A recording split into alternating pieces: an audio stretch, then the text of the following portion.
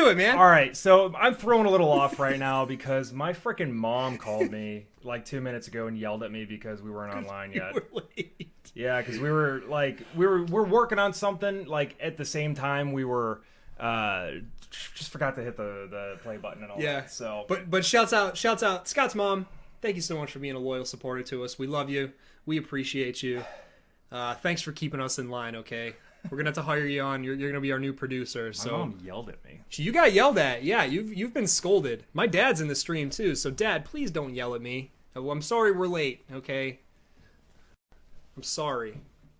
I'm not. Yeah, I'm not. So tonight's gonna be a pretty chill episode. I think we're just gonna be talking about Star Wars mostly. A little bit of Nintendo sprinkled, sprinkled into it. I feel like we've been beating Nintendo into the ground, but it's everything that Nintendo's been talking about for the past like week and a half, month, two months maybe, has just gotten me rock hard, man. Yeah, so that's all I want to talk about is Nintendo. Stuff.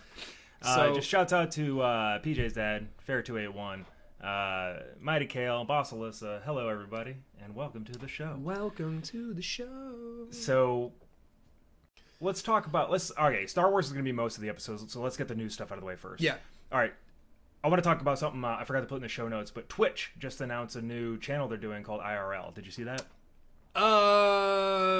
Is that like streaming from your phone? It's streaming from your phone. Yes. Yeah, it's where you can, not quite yet, but starting early next year, they say that you can stream from the Twitch app from your phone, almost like a Periscope or like a Facebook Live. Right. Exactly. Yeah. So, hoping that the features are available and working by the end of January, because we can do that from PAX South. From PAX South. PAX South. Let us know. Hey, shouts out in the comments, too. Shout out in the comments if you guys are going, because we'd love to meet up with you. We got some plans for a couple things that we're trying to get rounded up and together for PAX, so we'll talk about that more in the coming weeks, but right now I'm going to leave you with that little tease. But that's cool. So are you able to stream games from your phone, or is it just streaming like your face?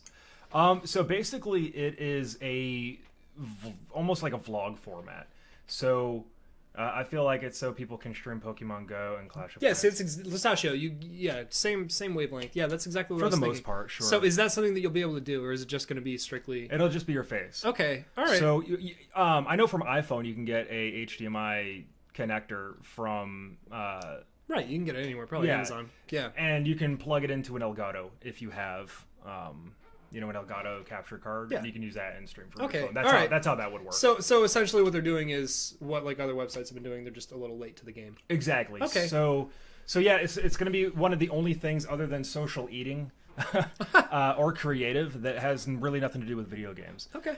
So a lot of the questions were, are they going back to the Justin.tv days where it was just basically a free-for-all, stream whatever the hell you want, not strictly video games? I feel like that's what it's going to be. Right. Well, they're trying to say, that even though it'll be video game centric, kind of like all of Twitch for the most part, they want there to be more community aspects to Twitch. Right. And so your favorite streamers, right? What are those guys that we really like? Slightly Original. We like Slightly Original. Slightly Original. Those guys are really good. So if you just want to see what they're doing day to day, say like on early Saturdays, we can do like a quick, stream or something like that. Like, hey, this is what we got going on from live events, things like that. It makes it better. But the reality of it, though, is that if any of you guys have ever been to places like PAX or even GexCon, things like that, there's so many people there that are using their phones all at the same time that it is the worst trying to get even a tweet out of what you're doing. Just because the network is so fucking Because the network is so, exactly. Yeah. And the really good Wi-Fi is to like vendors only and things like that. Okay. So yeah, so whatever. It's not really... I'm hoping that it doesn't take a whole lot to make it happen. I mean, Periscope doesn't seem like it takes a whole lot of bandwidth to make it run. So I don't know. We'll see. Yes and no. It really depends. And what I like about it the most, and what I've been noticing Twitch doing, is they're trying to become that like the one-stop shop for social media, right? Because right now it's kind of fractured. Because you have your Twitter, you have your Facebook, you have your Christian mingle. You know, everybody's kind of all over the place. So I completely understand that they want to have their entire fan base all in one fucking centralized place. That makes perfect sense. Right, like when they came out with what the hell is it called? I forget what it's called. What is it? I don't know. The channel feed. Oh yeah, yeah. Right. Yeah, so when they came out with channel feed, Facebook. channel feed is Facebook/Twitter. Facebook. Right. Yeah. So now they have a thing where you can actually upload videos to your channel now. Oh no shit. Yeah. So it's almost like YouTube. Okay. Right, and now they're trying to capture the live streaming of Periscope and Facebook Cool. Live. So they are really making an effort to become more a centralized location for all of your streaming. That's and all perfect. That I stuff. love that. That's perfect, man. Because we did for a few weeks. We were doing like Facebook Live. We were doing a pre-show on Facebook. Yeah, I did a Live. couple Periscope ones. Yeah, but it's kind of like, you know, all of our followers aren't on our Facebook and they're not all on our Twitter, right? So it's kind of like there's only like a certain amount of people that are getting to see that one show. There's a certain amount of people that are getting to see that other show. So I think if we did it, you know, on Twitch, I think that would be a lot of fun. So Exactly. That's cool. Yeah, that's really cool. Yeah. So I like that. That's cool. I had read it, but I completely it slipped my mind. So. Yeah. So for the IRL Twitch streaming is going to, if you stream from your phone, from the app on your phone, it automatically goes to IRL settings. So if you had like you were playing a game the day before and you forgot to set it to IRL or whatever, it automatically does it for you. Cool. So that you're within that channel category. Good. So you don't get people who, you know, are mislabeling what they're streaming, which happens all the time on Twitch. If you go to talk shows right now, I guarantee there's at least the top 5 people are playing a game right now. Probably. So yeah. So with that being said, I'm interested. We will be using it. We will be using IRL. So you know, we'll see how that goes. Moving on to Super Mario Run. Speaking of mobile stuff, has released. It's $10. Thoughts on the first level? Did you play the first level? Yes, I did. So I downloaded it. I played it earlier today. It's kind of like a tutorial, and then I think there's a couple. I don't know. I couldn't get into it. Didn't like it right off the bat. I couldn't get into man. it. Yeah. I don't know if you guys have seen it or heard about it. It's what's up, Basil? Hey, Basil. Welcome. It's a Super Mario Run is an endless runner, kind of in the same vein as Temple Run or any other one of those. In my opinion, not fun games. It's just you run I do not like collect games. and you run and collect, and then if you die, then you start over from the beginning and you just try to see how far you can get. With Mario, it's different. You're running through Mario levels, so it's cool in that aspect. It's in the new Super Mario art style, which is also cool. I really like that. like a 2.5D. Got it. Okay. So in between that 3D and the 2D. So the aesthetic is pleasing, but other than that, we've talked ad nauseum about our thoughts on games that have a touch interface. Sure. I'm not a fan.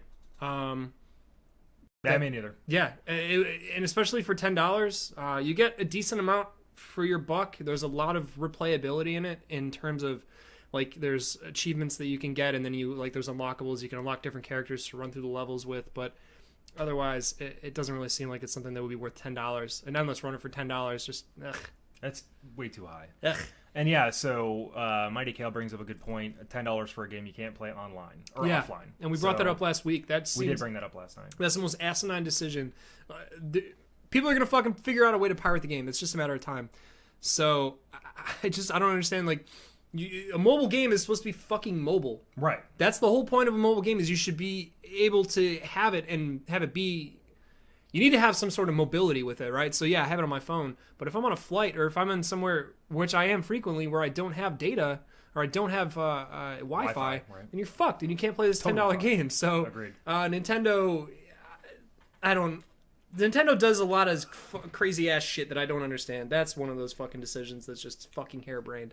Plus, when you open up the game, these cocky motherfuckers, like, they know they have countries, every single fucking country on Earth they have, like, select like which country you're from, and it's like they know everybody, one person at least from all those fucking countries is going to download that game. So, yeah, I don't know, man. $10 is a steep asking price for a fucking endless runner. So if you guys played it, it's only on iOS, unfortunately, for you Android people. You won't be able to play it for a while. I don't know if they're going to release it on Android or not. I haven't read anything about that, but check it out, I guess. I mean, if you want to, I mean, if you're into endless runners and you are constantly in Wi-Fi, and you have $10 to burn. It's almost Christmas time, so you know you're going to get at least one like $10, $25 fucking iTunes gift card. It's a guarantee everybody gets them. So if you're feeling that's saucy, what you're getting. Oh, really? Yeah. All right. Merry Christmas to me. Hey, oh, by the way, I was going to bring this up too. I forgot to put it in the show notes. If you guys have iOS, Goat Simulator is free on iOS right now. Goat Simulator. Yeah. Awesome game. I love that game. The free game of the week on iOS, so check it out. It's a lot of fun.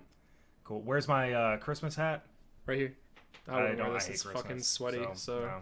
it's hot as fucking here. I made a huge mistake. Yeah. I told you, you were like, oh man, it's comfortable up here. I was like, wait. Yeah, no. Wait 5 minutes, man. It'll get hot as fucking balls up here, dude. So Scott and I hosted this Christmas party a couple weeks ago, and I haven't worn we wore this jacket. We went as I threw mine in the garbage. He did. Yeah. I kept the Hawaiian shirt though. You did. You should have worn that tonight. That would have been some goof troop shit. Yeah. But this still stinks like it smells bad. That night. Yeah, it smells like BO. So I immediately regret wearing this, but you know, I got to commit to it. I can't tell if it smells my poop or yours. It's a combination of Chipotle poop, burps, and BO. So just man scent. Yeah, the music in Ghost Sim is awful, but I think it's supposed to be awful. So did you pause the Spotify, by the way? Did I? I don't know. I might have. Speaking of music. Yes. Okay, good. All right, I wasn't sure if music was playing the whole time. Yeah. So Goat Simulator, check it out, man. Goat Simulator. I don't know how it goes. Make a cute couple. Oh, thanks. Yeah, if you guys haven't seen our Twitter, there's that fucking prom photo thing. Those were the outfits. That was at the Christmas party. Yeah, that was the Christmas party. That was what so. We were, one of our friends' wives was like the photographer for it, and they had like a little booth set up if you wanted to get Christmas pictures taken. And we were like, whose idea was that to do that style picture? Is that yours? I think it might have been my idea. It was your idea. Yeah, to go in, and I think we might have been drunk there already. I was. Yeah. What's up, Rob? Hey, Rob.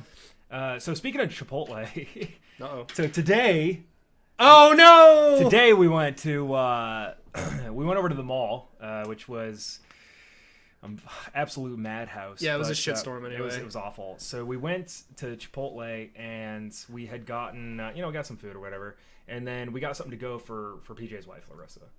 So I'm waiting. Like you went into some store. I don't remember. I was sitting there waiting, and then we go to leave. And I guess the Chipotle thing had it was tipped. It tipped, so it was like leaking stuff out into the bottom of the paper bag. And as I was walking, the bottom fell out, and the thing hit the ground in the middle of the mall, and guacamole and whatever else was in there just went on the freaking floor. I stopped, and I'm like, oh shit, game over, man. And then some kid walked by and he goes, man, that's Chipotle too. And he just walked by. That's right, yeah. He was so disappointed in you. He was like, yo, man, that's Chipotle, man. You don't do that to Chipotle. So we're looking, and I turn around and look, and I'm like, oh, fuck. Because not only am I like, shit, now I got to get another fucking Chipotle meal, but more so, I'm looking at Scott. I'm fucking embarrassed because there's 1,000 goddamn people at the mall because they're all shopping for fucking Christmas. Now there's a Chipotle. So I'm like, oh my God. And now there's just this Chipotle explosion all over the fucking floor. Guacamole, sour cream, disaster area everywhere. So we're like, we look at each other and we're like, fuck, should we get somebody or do we just leave it? So being the upstanding gentleman that we are, we started walking away from it to leave it. No, I'm kidding. We started looking for somebody to talk to. Yeah, we told the security guy. And thank God, fucking, there was some security coming and he's walking towards me, and I got a decent amount of distance between me and Scott, and I looked at the guy and I'm like, hey man, some knucklehead dumped a whole bunch of Chipotle in the middle of the walkway. I don't know who it was. And Scott was like 2 feet behind me. And he's like, I think it was that guy. Because he was holding, Scott was holding this Chipotle mess in his hands. And I'm like, oh yeah, it must have been this asshole behind me. Yeah. Thanks for that. Yeah, that was rude. Oh, Rob, thanks, man. Appreciate that. Yeah, Staff Sergeant Steblin, starting fucking yesterday. Yeah, starting now. Oh my God. Yeah, thanks though, man. Appreciate that. It's a long time coming. But yeah, so that was interesting to say the least. That was an interesting day. That was funny. But yeah, so rest in peace, Chipotle bowl.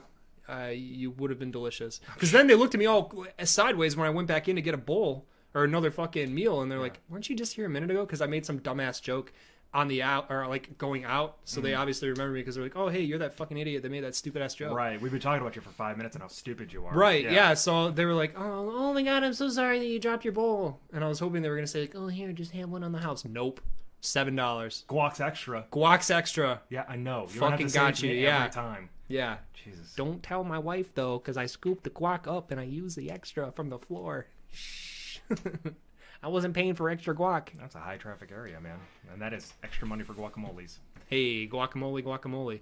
Next topic. Yeah, so... Yeah, you can go ahead and read that. Okay. So Nintendo is actually holding pre-release Nintendo Switch events. So this is really cool. So this is something that I've been seeing companies doing more often than not. Sony did it with the PS4. I'm not sure if Microsoft did it or not, but they definitely did it with the Wii, going all the way back to, 07, 06.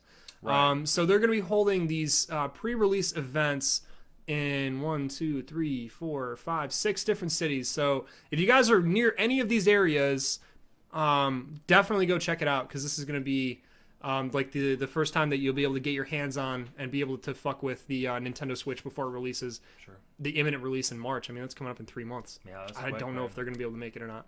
We'll talk about that later. Sure. So the 6 different places: New York, Toronto, DC, Chicago, San Fran, and Los Angeles. Those are going to be the 6 different cities that you'll be able to tour and use it. I believe the first 2 days are just press, and then the third day, because it's going to be 3 days each event. The third day will be just for like patrons and everything, but the first couple days will be like press. But so that starts January 13th, and that'll be in New York, and then 3 days, and then a couple weeks in between, and then so on and so forth. And then the last one is from the 2nd to the 5th. So the middle 4 are in between that. So that's cool. Yeah, no, that's that's cool. Really cool. Yeah, absolutely. I was thinking that we could go up to DC. You want to? And go and try it. Yeah. Yeah. I think that'd be awesome to go and cover it. So, I mean, that's kind of a spur of the moment thing, but I think I'm so we've talked about this so much, man. I'm so excited for this console. Yeah. Yeah. Yeah, we're gonna have a really good time. Yeah. Speaking of the Nintendo Switch, tell me about this patent. What's going on with this patent about VR? Yeah, so there was not really a leak per se, but it was definitely, I'm assuming Nintendo didn't really want people to see this yet, but there's a patent for a VR headset for the Nintendo Switch. So connectivity, all the different ranges of motion and sensor technology and everything going into it was leaked and shown. So they showed the patent. Cool. It looks like a regular fucking VR headset, but that pretty much all but confirms my theory on VR for the Switch, is that it's going to be a real thing. I mean, obviously, if it supports Unreal Engine 4, I'm thinking that it's going to be powerful enough to power VR. So, whoops. Guess can you move that bottle? What? You're gonna get banned, you fucking asshole. Fuck you. You're a piece of shit. Piece of shit. Fucking piece of shit. Where are our mods? Please, Basil, mod for us. Fucking asshole. Fuckface.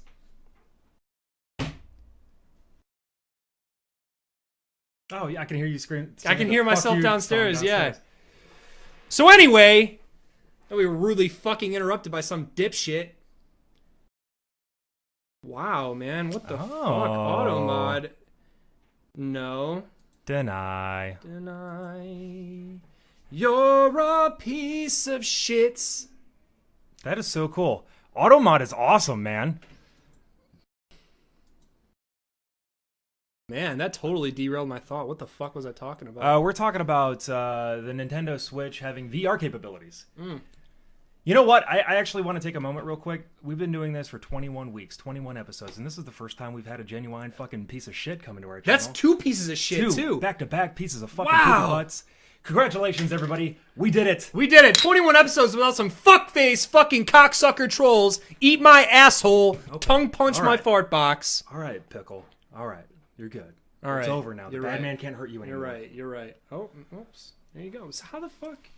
Oh, yeah. Okay, cool. Well, that was fun.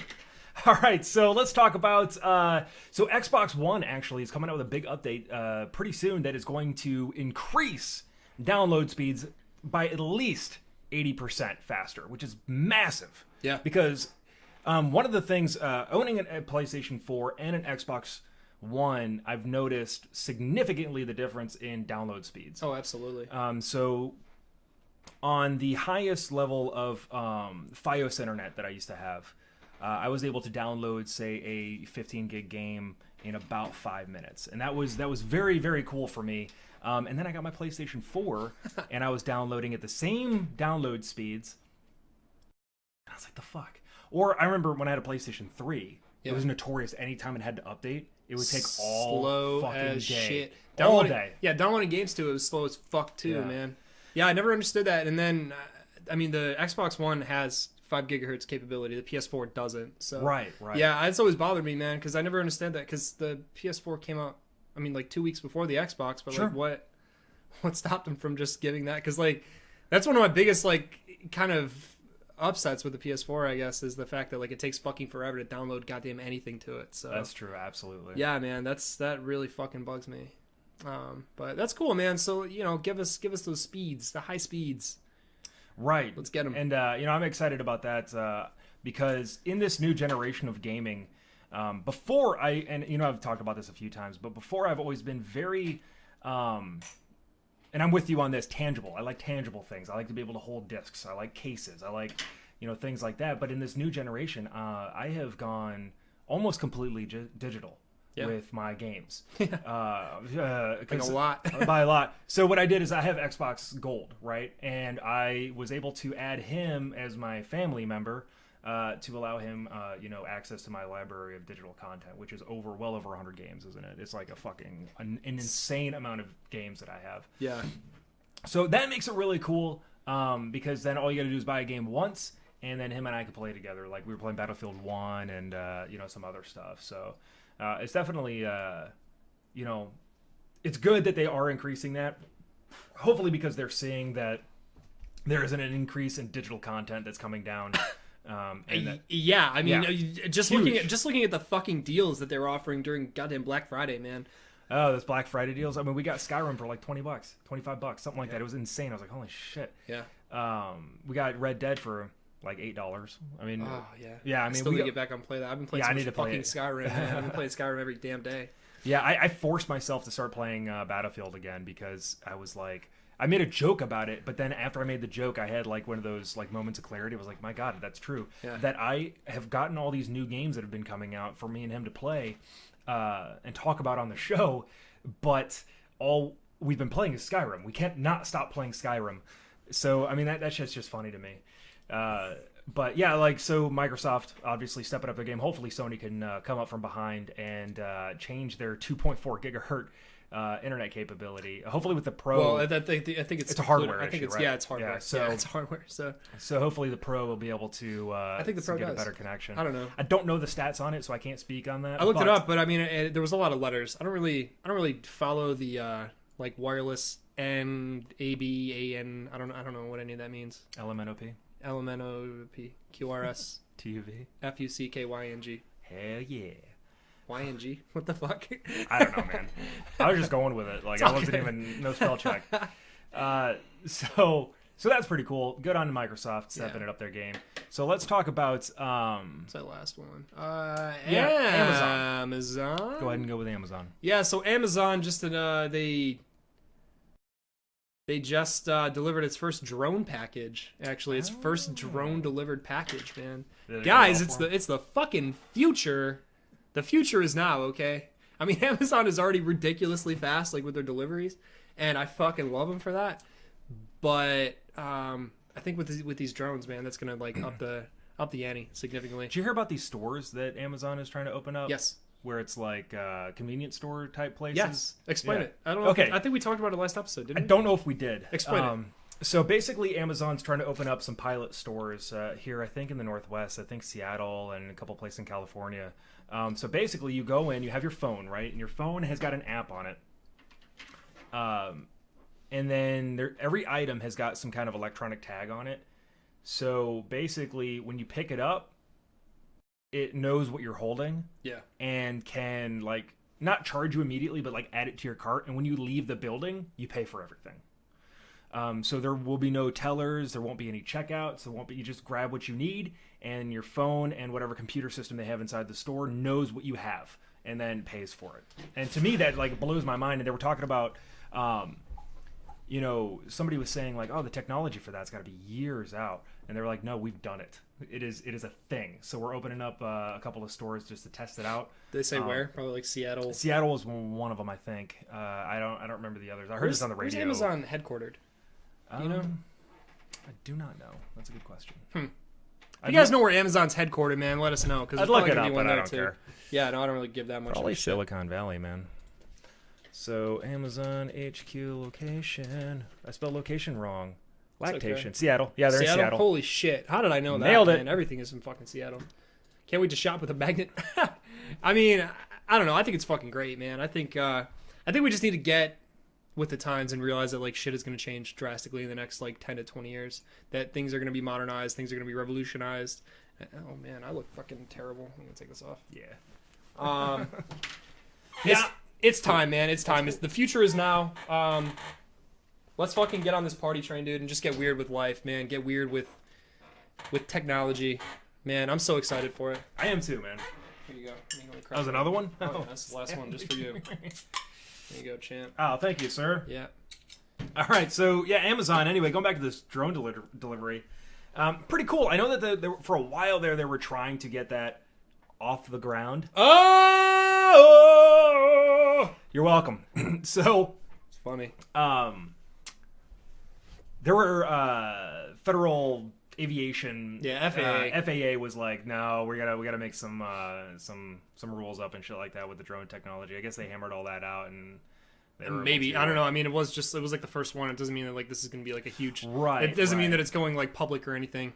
Well, I mean, they're trying to speed up the delivery time. They did start doing those 2-hour deliveries in certain areas. Our area actually has a 2-hour delivery On certain shit. certain things, right? But still, the idea that like if I want something, Like, hey, I need that dildo looks awesome to me. I need that now. Okay, double-ended dildo. I need that ASAP. Amazon, hook me up. the idea, I love this. The idea of drone delivery is an uplifting thought. Oh, shouts out to the Heyo. puns. It's a regular pun factory over here. Bum bum bum bum bum bum bum bum bum bum bum bum pun. Now, are we good on Amazon? We're good on with that shit? everything. So this is what we're talking about now. Yeah, off to a flying start. Oh my god. You guys are great. So let's talk about Star Wars. Let's talk about Rogue One for a minute. Now, for those of you who have not seen the film yet, this is spoiler free, okay? Spoiler free. To a point. To a point. I mean, everybody knows, well, hopefully everybody knows what happens in, the original trilogy, 4, 5, and 6. The fucking Death Star blows up, guys. If you haven't seen episodes 4, 5, and 6, you're fucking 40 years too late, all right? Yeah. Yeah! You've had 40 years, all right? So, have anything so else to let's say. talk about initial thoughts Yeah. on the film. Now, I'm sorry, these puns are distracting. They're amazing, and they're distracting me. The payments for drone delivery is soaring. Like, come on, that's fucking brilliant. It's pretty good. All right, guys. So, our initial thoughts on Star Wars. Now, this isn't something that's a spoiler. The opening of the film is not your standard Star Wars opening with the crawl and all that. No. Which kind of threw me off because it kind of just starts.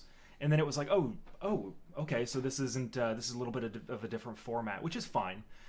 Because it is kind of on its own. And the way PJ explained it to me earlier was that, it's not a part of the episodic, so there's no point in catching you up on what's going on because it's just kind of like, here's the film. The overall tone of the film was a lot darker than some of the other, more darker and more menacing than I think. Oh, absolutely, the other trilogies, Yeah. which is great. And it almost seems like in the new trilogy, Episode 7 was a little bit darker as well, to a point. I mean, not as dark as Rogue One, but certainly it has dark undertones with the death of a beloved character, and all that. It kind of. It's just still going with it. Still going with it. But I thought it was really well done, and it was perfectly in line with Episode 4. I mean, it was seamless from from Rogue One to Episode 4. Oh my god! I mean, it was so brilliantly done. And I mean, we don't want to give anything away. I mean, you're kind of giving stuff away with that. All right. Let's talk about. All right. So he went into his initial thoughts. I'm going to give you mine right now. I fucking loved it. I kind of rag on Scott a little bit because he was such a huge fan and is a huge fan of Episode 7. He's a huge Star Trek guy, Star Wars. Whoa! I'm Watch sorry. your mouth. I apologize, man. My bad. No, Star I don't mind Wars. Star Trek. Star Wars guy. I like some of the Star Warses. Yeah, so he is a huge Star Wars guy. He read all the books. He's huge on the expanded universe, and he liked Episode 7. Yeah. I did not. I wasn't a fan of it. I thought it was just kind of a redone. I thought it was a piece of shit, to be completely honest with you. I think episode 7 is a piece of shit. And I know that's probably not the most popular opinion. And that's okay, but I stand by it. I think it was a piece of shit. And I love Star Wars too. Rogue One totally redeemed like this Disney Lucasfilm buyout, man. We talked about it a little bit after we had seen the movie, giving like our thoughts, and I didn't really want to talk like your ear off about it because I wanted to save some of my thoughts for the show, but it felt like a Star Wars themed war movie. It felt like a more toned down like Saving Private Ryan in a way. It was very gritty, it was very dark. It had like the awesome undertones of war movies, and that was something that I really, honestly, that's one of the things that I enjoyed the most about it, is that it was dark. You really felt for these characters. You really, honestly, I was sitting there, and I don't really, Star Wars doesn't really get me like emotional unless it's like, episode 5 and that whole reveal with Darth Vader being his father and everything. Spoiler alert. But there was one part of this movie where I was sitting there and I got a little choked up, and I'm sitting there watching it and I'm like, holy shit, this isn't happening. This isn't happening. It's gonna work out. They're gonna be fine.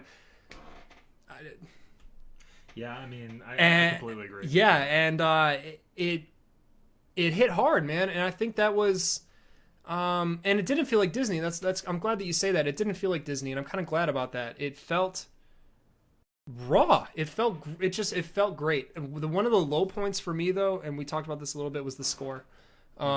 It was Michael Giacchino. He came in the 0 hour and rescued the score apparently from Alexander Desplat.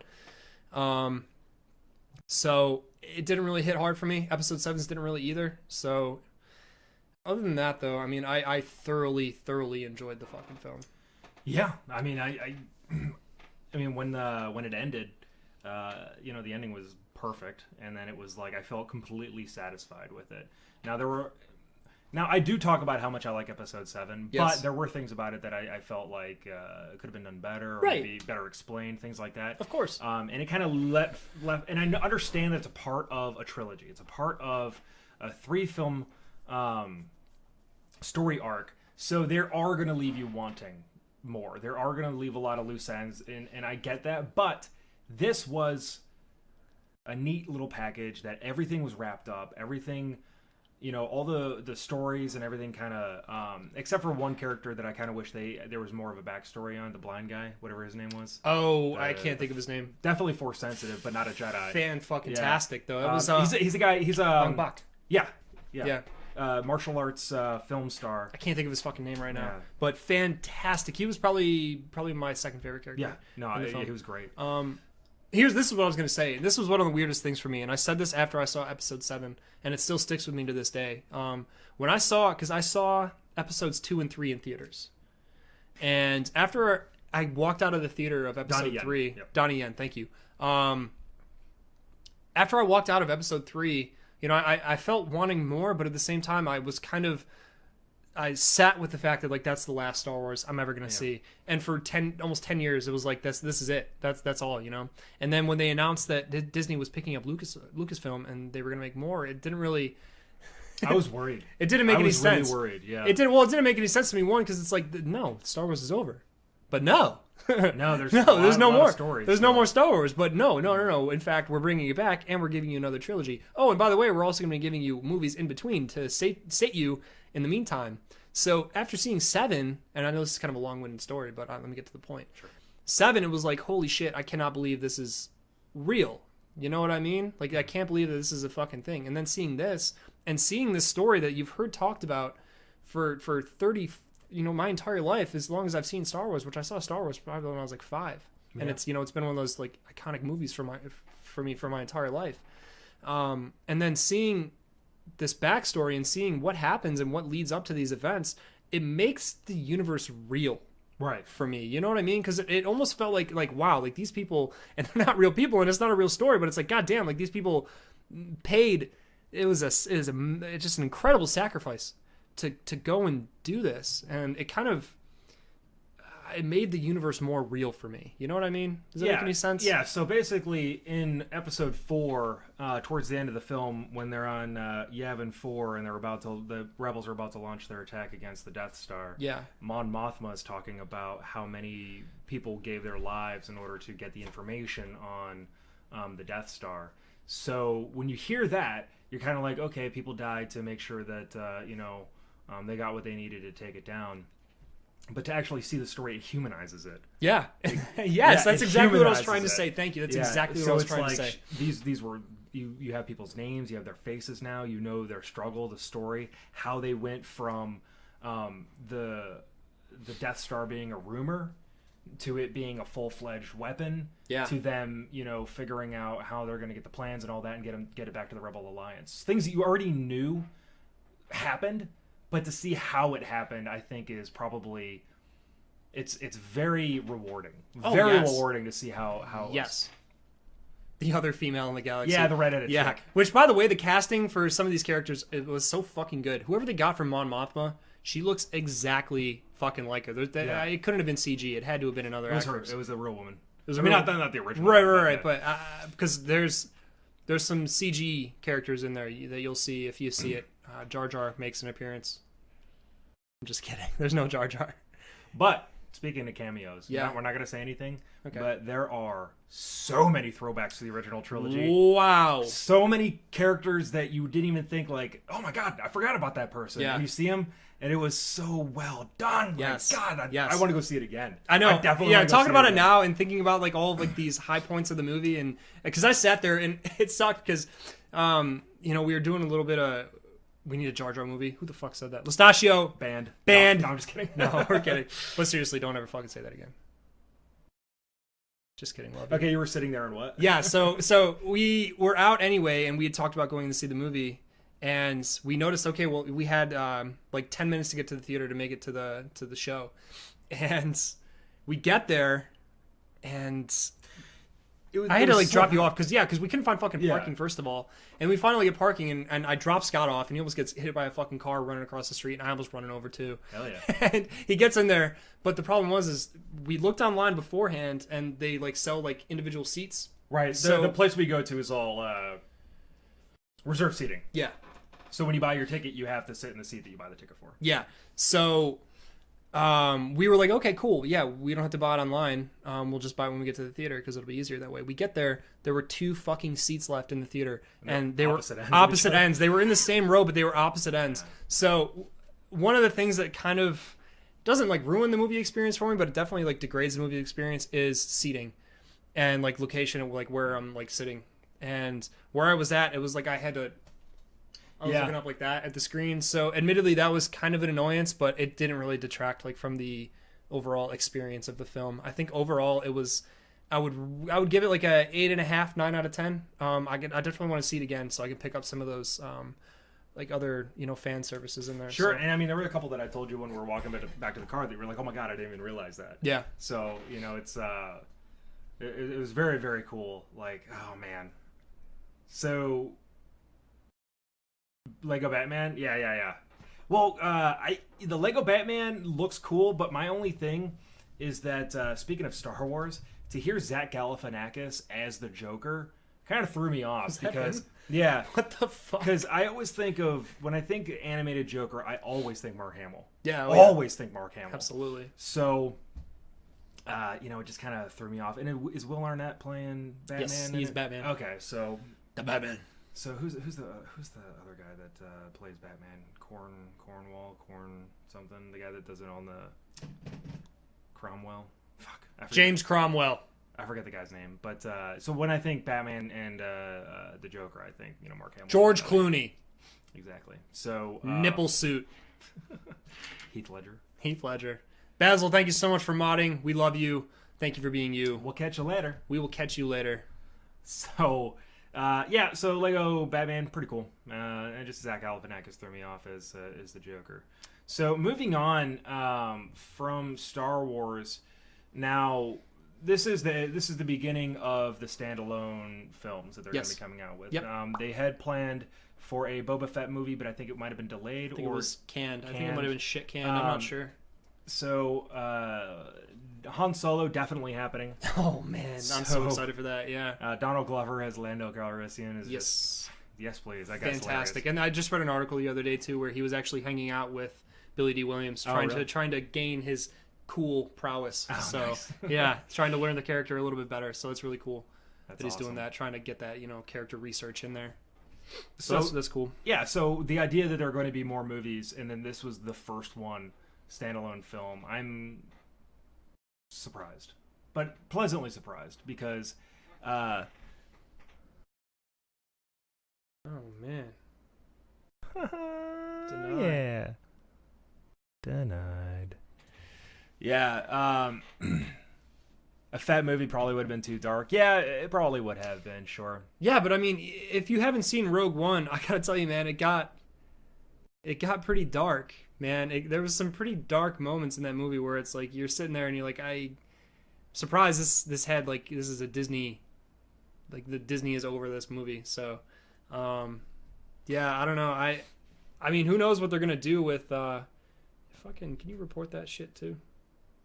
Yeah, How do you I'm trying to fucking- figure out which one is which. This one? God damn, man. All right, cool. Anyway, yeah, sorry. So, yeah, I mean, there were a lot of dark moments in the film, so it was, but it wasn't overwhelming. Now, I know a lot of people had said that they were worried that it was going to be too dark, because they did say during the filming of it that it was kind of like a war movie, and they were worried that would kind of deter from the. Even though Star Wars is kind of a classic good versus evil story, where there are moments of darkness, it is ultimately kind of a lighthearted movie, or at least franchise, because, I mean, you know, the good guys always win, you know, that kind of thing. There's never really, I mean, other than obviously when the Death Star blew up Alderaan, I mean, that was a pretty big loss, but they're really, the good guys don't always... Okay, so I don't know what I'm trying to say. I think the stakes never really seem like they matter all that much, as long as the heroes of the story win. You know, if you kill a couple extras, it's not that big of a deal. So, or even like the slew of stormtroopers that die throughout these movies. Oh man, you know, like hundreds and hundreds and hundreds of them, and you never really care. But this one was like, I mean, you cared about the good guys, you cared about the bad guys. You know, it was so, you know, because I mean, even. There is a character in it who was an Imperial, and, you know, like when you listen to him talk about why he joined the rebellion, you know, it's like, well, shit, like how many more stormtroopers, how many more Imperial officers were like, you know what we're doing here is not right. It is fucked evil. up. Yeah. So it kind of it put a lot of perspective on the situation of this. I mean, it's ultimately a fantasy, but. You know, it just kind of like, it's like, man, you know, this felt real. It felt, I mean, even though it was science fiction and fantastical in every single way, it felt real. Yeah, and he didn't bang her; he just open mouth kissed her. It's a little bit of a difference. Yeah, a little bit of a difference. Not, I don't know, man. It's still weird though. Still fucking weird though. Yeah, it is. It's not good. Still weird. But, You know what bothers me is when they're on Endor. And Luke basically tells her that they're brother and sister, right? And then when Leia says, I've always known, somehow I've always known, it's like, dude, you put your tongue in that boy's mouth. The fuck is wrong with you? You know, all the fucking jubs and shit, you know, the fucking Ewoks doing their fucking song and dance. Maybe that's just how they did it on old Alderaan, man. I guess so. Yeah, hedonism planet, that's why they blew it up. That's the real reason why the Empire blew it up, man. The Empire's not the bad guys. They're just prude. Yeah. The Empire, hashtag Empire is prude, man. Yeah. Make it trend. That's fucking great. So, yeah, I mean, I think that's, you know, we're very excited about upcoming Star Wars films and all that. So it was, this first edition, definitely awesome. Also it made $29 million, expected to make over 100 million, I think. Yeah, I think like over 160 million this weekend, so it'll break $1 billion. I can almost guarantee that. Oh, absolutely. Which is great, man. That's awesome. I really hope it does, because I really hope they keep doing flicks like this in like the Star Wars universe. Because like I